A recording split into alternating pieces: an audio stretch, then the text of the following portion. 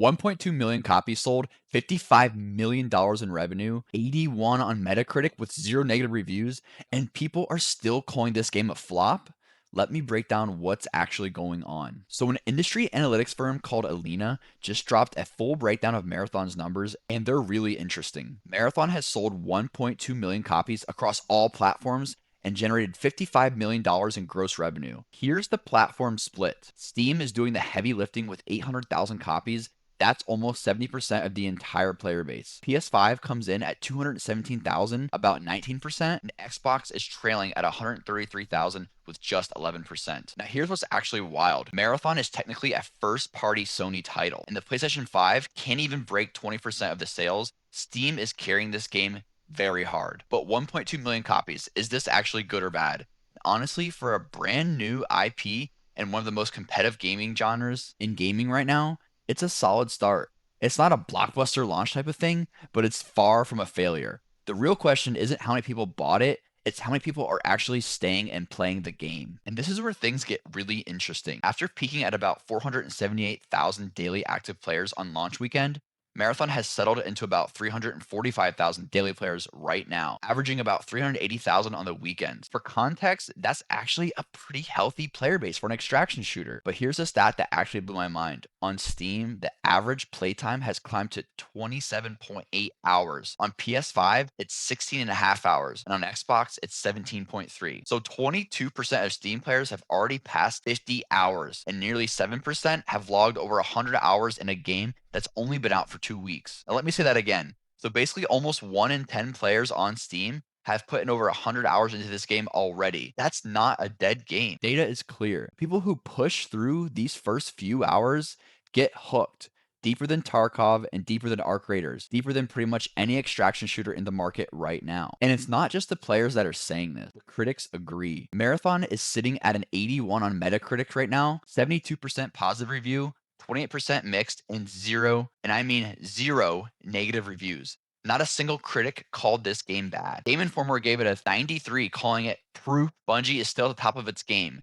Game Radar, 90. IGN, 90. PC Gamer said it's a brilliant distillation of what makes extraction shooters great. Even the mixed reviews, they all say the same thing. The gunplay is incredible, the art of direction is gorgeous, the sound design is top tier. The complaints are all about the UI and the new player experience, not the actual content of the game. So if the game is this good, then why is everybody calling this a flop? I think one word: onboarding. Marathon's first time user experience is pretty brutal. You get dropped into this complex world with a UI that looks cool, but tells you literally nothing. You're hovering over identical icons, trying to figure out what your gear does. There's not really a tutorial, no low stakes mode to learn in. Most players, even the veteran FPS players and big streamers, have no idea what is going on in this game for the first few hours. Alina actually compared Marathon's launch to Arc Raiders, and the difference is insane. Both games had a beta before launch. Arc Raiders saw about an 80% spike in sales during its beta, because players jumped in and they instantly understood the game. Marathon only a 49% bump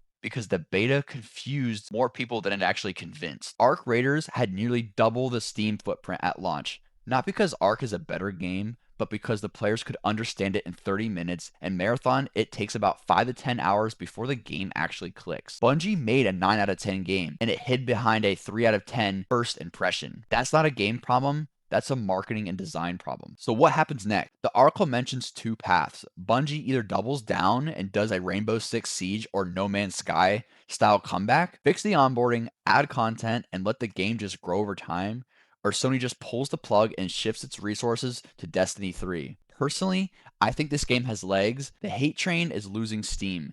Creators who trashed Marathon at launch are coming around after actually hitting endgame.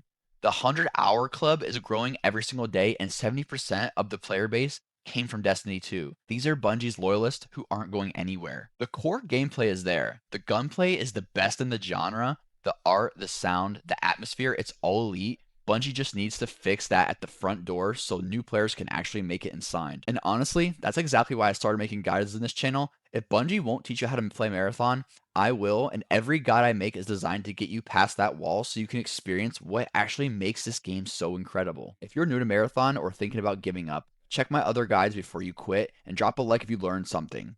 I'll see you in the next one.